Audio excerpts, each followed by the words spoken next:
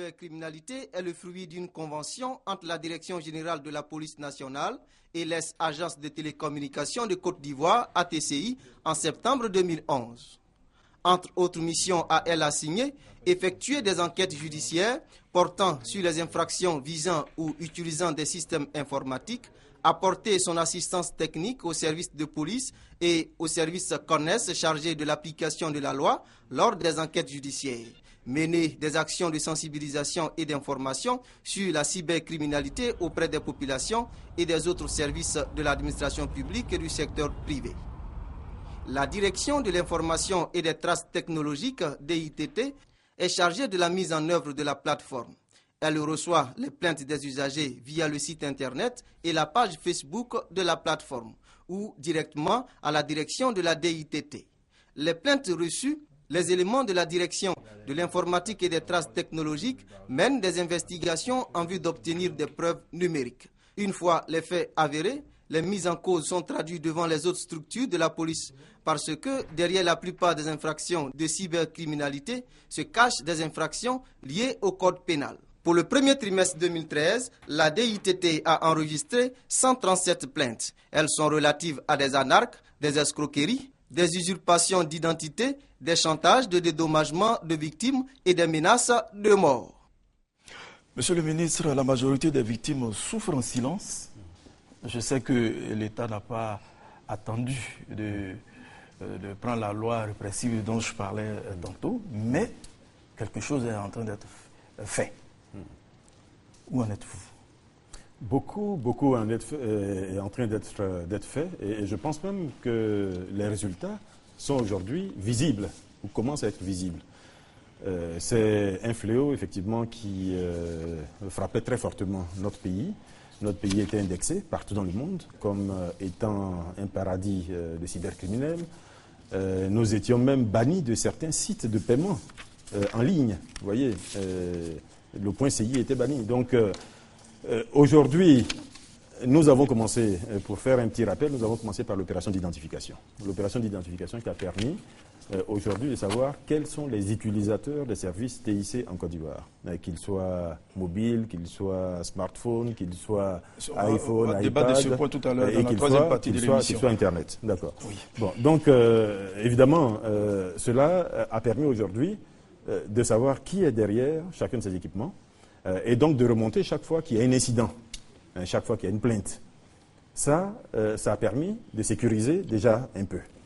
La seconde chose, ça a été le renforcement de la collaboration entre les services du ministère d'État, ministère de l'Intérieur et de la Sécurité, en particulier avec la DITT, dont on parlait dans le reportage tout à l'heure, et le CICERT, donc, qui est logé à l'intérieur de l'ATCI. En mettant en place donc les intelligences, les forces de police et l'expertise télécom, nous avons réussi à mettre en place cette plateforme donc, de lutte contre la cybercriminalité, la PLCC, qui est aujourd'hui l'entité centrale qui qui est avertie de tous les crimes du cyberespace.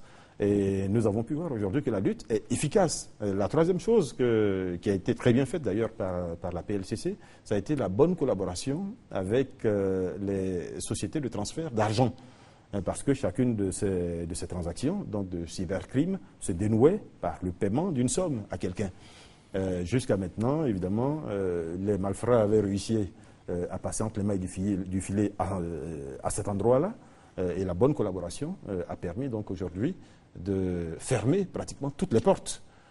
Donc aujourd'hui, nous avons un grand nombre de plaintes, enregistré un grand nombre de plaintes. Nous avons des personnes qui sont détenues, qui ont même été condamnées.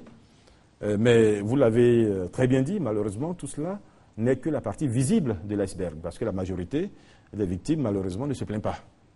Ne se plaignent pas de honte. Voilà, de s'être fait anarquer, justement. Voilà, de s'être fait anarquer, effectivement, c'est cela qui est un peu dommage. Mais aujourd'hui, nous sommes devenus suffisamment efficaces, en tout cas, pour faire face aux cas dont nous sommes informés. Je vous l'ai dit tout à l'heure, chacun de ces cas a permis de remonter et de mettre fin aux actes délictueux qui étaient réalisés par certaines personnes. Alors, vous étiez il y a une semaine devant le Parlement en commission et donc la loi sur la cybercriminalité, mais également donc, sur la protection des données à caractère personnel donc, a été adoptée en commission. Alors, c'était de savoir justement les opérateurs et les fournisseurs.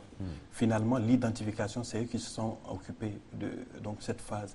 Alors, toutes les données qui ont été rassemblées, tout cela, qu'est-ce qu'on en fait exactement? Est-ce que c'est les opérateurs qui les gardent ou alors c'est l'État? Et si c'est les opérateurs, pourquoi est-ce que finalement l'État ne s'en occupe pas? Parce que ça peut être un souci de sécurité aussi nationale. Non, enfin, l'État n'a absolument aucun souci de sécurité nationale, d'autant que l'État a accès à tout moment aux bases de données des opérateurs. Donc, sur simple réquisition, l'État peut effectivement accéder aux fichiers d'un opérateur. Donc, il n'y a absolument aucun souci de sécurité nationale. Mais alors, pourquoi l'État donc ne Dernière question. ses propres data centers?